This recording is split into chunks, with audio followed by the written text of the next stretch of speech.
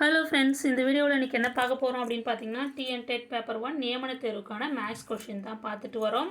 இது கடைசி வீடியோ. இந்த டேட்டில், அதாவது ப்ரீவியஸ் இயர் கொஸ்டின் பேப்பர் பார்த்துட்டு வரோம். எந்த தேதியில் நடந்தது அப்படின்னு பார்த்தீங்கன்னா 17/10/2022 ஆஃப்டர்நூனில் நடந்த கொஸ்டின் பேப்பர் தான் பார்த்துட்டு வரோம். அதில் இது லாஸ்ட் வீடியோ, ஓகேங்களா? அந்த டேட்டில் நடந்த கொஸ்டின் பேப்பரில் இது லாஸ்ட் வீடியோ. லாஸ்ட்டு 3 சம் இருக்கும்.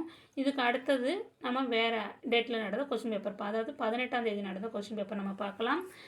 சரி, இன்றைக்கான வினா என்ன அப்படின்னு பார்க்கலாம். ஒரு பட்டை வரைபடமானது பின் வருவனவற்றுள் எதனை கொண்டிருக்கும்? ஆப்ஷன் ஏ கிடைமட்ட பட்டைகள் மட்டும் உடையது. ஆப்ஷன் பி செங்குத்து பட்டைகள் மட்டும் உடையது. ஆப்ஷன் சி கிடைமட்ட மற்றும் செங்குத்து பட்டைகள் எனும் இரண்டையும் உடையது. ஆப்ஷன் டி கிடைமட்ட அல்லது செங்குத்து பட்டைகள் ஒன்றை உடையது. ஓகேங்களா? சரி, இதுக்கு என்ன ஆன்சர் அப்படின்னு பார்த்தீங்கன்னா ஆப்ஷன் டி தான் ஆன்சர். எப்படி சொல்கிறோம் அப்படின்னா, ஒரு பட்டை வரைபடமானது பின்வருவனற்றுள் எதனை கொண்டிருக்கும்?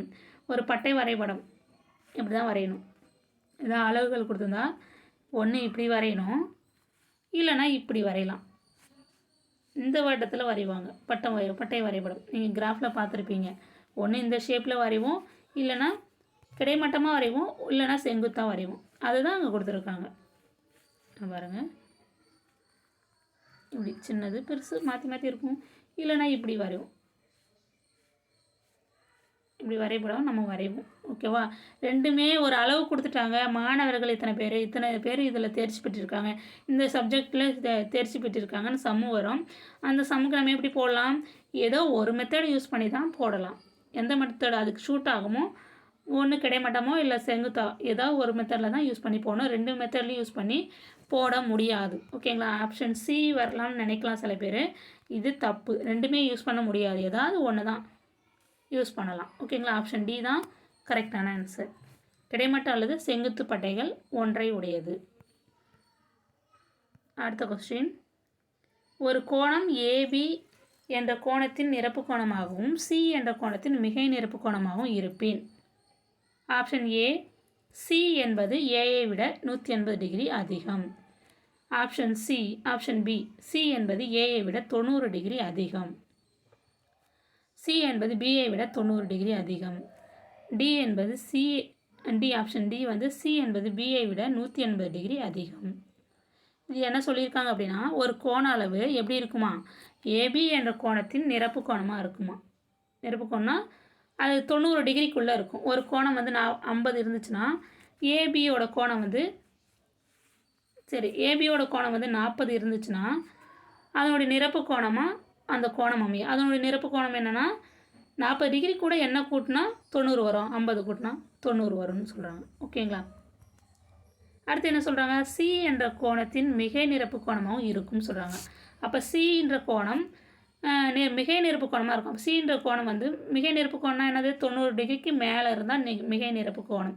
அதாவது ரெண்டு கோணங்களின் கூடுதல் மிகை நிரப்பு கோணமாக, ரெண்டு கோணங்களின் கூடுதல் 180 டிகிரியாக இருக்கும். அப்போ 90 டிகிரிக்கு மேலே சி எடுத்துக்கிறோம், 110 டிகிரின்னு எடுத்துக்கிறோம். ஓகேங்களா? அது எப்படி இருக்கும் அப்படின்னா, இதோட இதையும் இன்னொரு டிகிரியும் சேர்த்து கூட்டணுங்க அப்படின்னா 180 டிகிரி வரணும். 70 சேர்த்து கூட்டலாமா? 70 கூட்டினா 180 டிகிரி வரும். ஓகேங்களா? அப்போ இது எப்படி அப்படின்னா, சின்றது நான் கம்மியாக தான் வச்சுக்கிறேன். சி என்ற கோணத்தின் மிகை நிரப்பு கோணமாகவும் இருப்பின். இப்போ சின்றது 70 டிகிரி, அதனுடைய மிகை நிரப்பு கோணமாக இருக்குன்னு சொல்லியிருக்காங்க. அப்போ பின்றது கொடுக்கப்பட்டுள்ள கோணம் வந்து எப்படி இருக்கும் அப்படின்னா நிரப்பு கோணம் சொல்லிட்டாங்க. அப்போ 70 கூட என்ன கூட்டினா நிரப்பு கோணம் கிடைக்கும்? 180 டிகிரி கிடைக்கும். 110 கூட்டினா 180 கிடைக்கும். அப்போ 110ன்றது 90 டிகிரியை விட அதிகம். அப்போ எப்படி இருக்கும்? சி என்பது பிஐ விட 90 டிகிரி அதிகமாக இருக்கும்.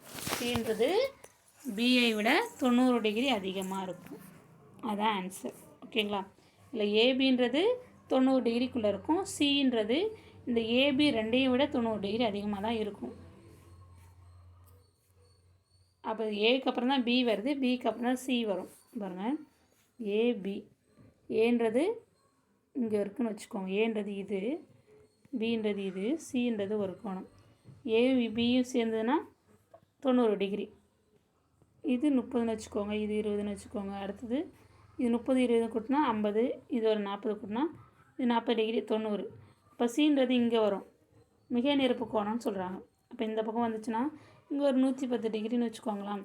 அப்போ வந்து பின்றது சி என்பது பியை விட அதிகமாக தான் இருக்குது, 90 டிகிரி அதிகமாக இருக்கும். ஓகேங்களா? இதுக்கு ஆன்சர் என்ன அப்படின்னு பார்த்தீங்கன்னா ஆப்ஷன் சி தான் கரெக்டான ஆன்சர். சி என்பது பியை விட 90 டிகிரி அதிகமாக இருக்கும். மிகை நிரப்பு கோணம்னு கொடுத்துட்டாலே பியையும் 90 டிகிரியை விட குறைவு, சி வந்து 90 டிகிரியை விட அதிகமாக இருக்கும். அது மட்டும் ஞாபகம் வச்சுக்கோங்க. அடுத்த கொஸ்டின், 7 எண்களின் சராசரி 81, அவற்றில் ஒரு எண் நீக்கப்படும் போது மற்ற எண்களின் சராசரி 78ஆக அமைகிறது எனில் நீக்கப்பட்ட எண்ணின் மதிப்பு. 7 எண்ணோட சராசரி கொடுத்துட்டாங்க, அதில் ஒரு எண்ணை நீக்கிட்டு திருப்பி ஒரு சராசரி கொடுத்துருக்காங்க. அப்போ அந்த நீக்கப்பட்ட எண் என்னன்னு கேட்டிருக்காங்க. ஈஸியாக போடலாம். என்னென்னா சராசரி அப்படின்னாலே கொடுத்துருக்காங்க எத்தனை எண் கொடுத்துருக்காங்களோ அந்த எண்களை கூட்டிட்டு அதில் மொத்தம் எத்தனை எண்களோ அந்த எண்களின் எண்ணிக்கையால் வகுத்தீங்கன்னா உங்களுக்கு சராசரி கிடைக்கும். அதுதான் நாங்கள் போட்டிருக்கோம் பாருங்கள். 7 எண்கள் x1 x2 x3 x4 x5 x6 x7, இது வந்து 7 எண்கள். இதனுடைய சராசரி எப்படி கண்டுபிடிக்கிறது?